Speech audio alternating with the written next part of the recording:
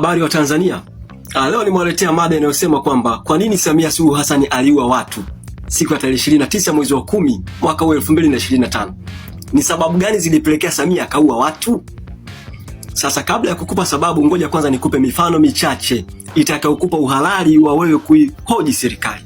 Mfano wa kwanza, sawa? Bila shaka unafahamu kuna kitabu kinaitwa Biblia na Qur'an. Sasa Qur'ani na Biblia ni vitabu vizuri, ni vitabu bora, ila havijawahi kuwa bora kuliko Mungu. Kwa nini? Kwa sababu, sawa, Biblia na Qur'ani ni maneno ya Mungu. Sasa maneno ya Mungu hayawezi kuwa bora kuliko Mungu mwenyewe. Umeelewa Mtanzania? Mfano wa pili, kuna wananchi alafu kuna katiba. Sawa? Kwa kawaida wananchi ndio wanatunga katiba, ndio wanaandika katiba ya nchi. Na katiba ni nyenzo au chombo kinachowasaidia viongozi kuongoza nchi. Umeelewa? Sasa akitokea kiongozi akakwambia eti nimemuua mwananchi kwa lengo la kulinda katiba, huyo ni mwenda wazimu. Kwa sababu wananchi ni bora kuliko katiba. Wananchi ndio wameandika katiba. Sawa? Mfano wa tatu, kuna viongozi alafu kuna katiba. Mnaona hawa viongozi wa Tanzania? Viongozi wa Tanzania wote, kuanzia rais, makamu wa rais, waziri mkuu, wote wako chini ya katiba. Kwa nini wako chini ya katiba? Ndio maana mara baada ya kuchaguliwa wanaapa.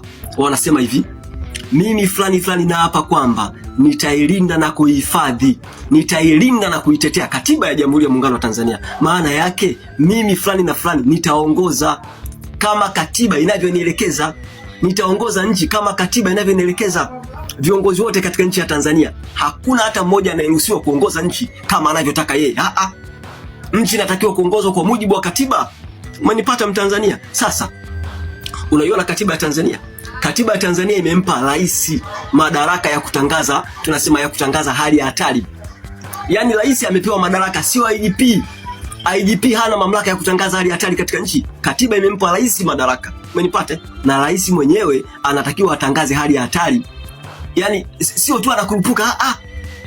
Yaani rais huwezi tu kukurupuka ukasema anatangaza hali ya hatari. Watu watakuuliza, kwa sababu unapotangaza unatakiwa utangaze hali ya hatari dhidi ya adui. Watu watakuuliza, haya unatangaza hali ya hatari adui yupi? Umenipata? Wale walioandamana siku ya uchaguzi tarehe 29 hawakuwa maadui.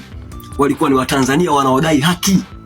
Walikuwa wanadai haki yao ya kikatiba ya kuchagua viongozi wanaowataka wao. Kwa wale hawakuwa maadui.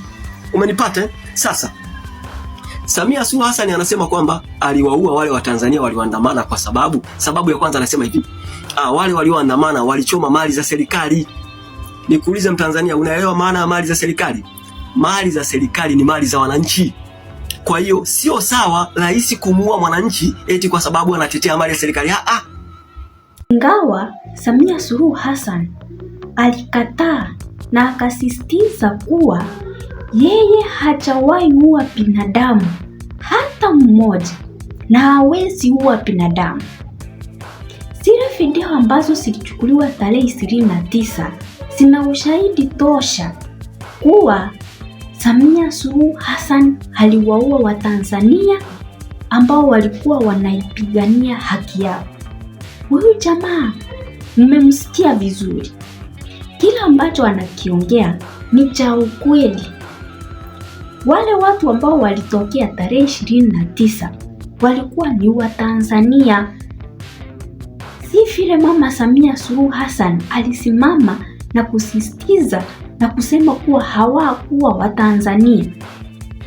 Yes, hata kama hawakuwa Watanzania, aliwaua na wako wapi? Zile video ni ishara tosha kuwa Samia Suluhu Hassan aliwaua Watanzania. Na sasa hivi vile tunaongea, damu ya waandamanaji ambao waliuliwa tarehe 29 kupitia kwa Samia Suluhu Hassan kutoa amri kuwa waweze kuuliwa wote ambao watatokea kwa maandamano, inaendelea kumwandama hadi sasa hivi vile tunaongea. Vile mmeona kwa mtandao, mambo imekuwa ikitembea from one corner to another kumuhusu Samia Suluhu Hassan. Na yale ambao tunayasikia, tusije tukayasikia na tukafikiria kuwa hawa watu ni vile hawampendi Samia Suluhu Hassan ndio maana wanayazungumza haya. Hapana. Kile ambacho kinamwandama Samia Suluhu Hassan ni kigumu na kinammaliza, maana yeye mwenyewe aliweza kuamrisha watu wakauliwa tarehe 29. Baada ya watu kuuliwa, akaona kuwa hapa kitaenda kunikuta kibaya sana. Akaamua kuchukua ile miili na kuamrisha iweze kuzikwa kwenye makaburi ya kijumla, na ikafanywa hivyo. Juzi tumesikia kuwa alikuwa amepanga na hao chawa wake wakaende kuifukua ile miili pale ambapo waliizika, ili kuficha ushahidi kuwa aliwaua Watanzania. Lakini mimi nikwambie, zile video ziliweza kutembea tarehe 29. Zile video ni ushahidi tosha kuwa Samia aliwaua Watanzania wengi, vile ambavyo mmesikia kwa mtandao, na Watanzania wenyewe wanaweza thibitisha kuwa wenzao waliuliwa. Shida tu ni moja, hawawezi tokea kwa mtandao wakasimama wakasema kuwa watu waliouliwa ni wengi. Wanaongea ni wachache mno. Sababu ni gani? Ukisikika ukiongea kuhusu waliouliwa, nawe pia unauliwa kisirisiri, ama unatekwa au unachukuliwa kuteswa vibaya sana. Maana hadi wa leo bado utekaji unaendelea Tanzania, bado kunyanyaswa, Watanzania wananyanyaswa, na ndio maana wameogopa. Ndio maana wameachia machawa wa Samia Suluhu Hassan, ndio wanatembea hapa kwa mitandao kujaribu kurudisha hali ilivyokuwa na kufunikia yale maovu ambayo walifanya tarehe 29.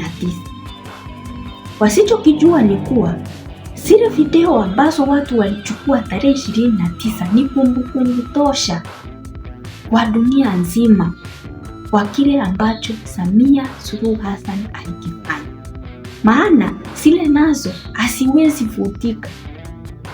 Tuko nazo, kila mtu ako nazo, zingine ziko pale mitandaoni.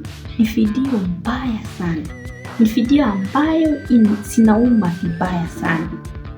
Sasa mimi nikikumbuka ile video ya yule mama ambaye alikuwa mjamzito.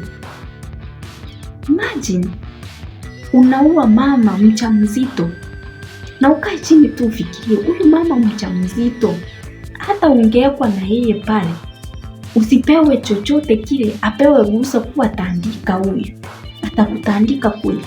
Hatakuweza. Mama mjamzito anauliwa tu. Watanzania waliuliwa kiholela, Watanzania wengi sana waliuliwa, ambao hadi sasa hivi vile tunaongea hawajulikani walipo. Kuna watu hadi sasa hivi wanalia, hawajawahi pata hata miili ya wapenda wao ili waweze kuzika na wasahau. Najua saa zingine ni ngumu sana kusahau mtu ambaye amekufa na hujamzika. Afadhali mara 100 yule ambaye amekufa na ukamzika, maana utamsahau kwa uharaka. Utamtoa kwa akili kuwa jamaa wangu walikufa nikamzika, unasahau. Lakini huyu ambaye alikufa haujamzika, haujui yako wapi, kumsahau ni ngumu sana. Na kuna Watanzania ambao wanaendelea kuumia hadi sasa hivi kwa sababu wapendwa wao waliuliwa tarehe 29, wakafukiwa kwenye makaburi ya kijumla, hawajawahi patikana, hawajawahi pata hata miili wakazike wakasahau. Nauma sana. Ila tu nasikia unafununu kuwa Samia hako hatarini. Samia damu ya waandamanaji inamwandama, haijamwacha. Acha tuendelee kusubiri, tuendelee kungoja kile ambacho kitamkuta Samia. Maana hata kama anaona kuwa hao Watanzania amewafungia ndani, wakijaribu kuandamana amewafungia ndani, wakijaribu kuongea ni kushikwa, ni kutekwa na kuenda na kutezwa na kufanyiwa chochote kile. Hawana hata la kuongea. Lakini Mungu pia naye anaona, anaweza lipisha kisirisiri yeye mwenyewe kuliko hata kuhusisha hao wa Tanzania ambao anaendelea kutesa hadi wa leo.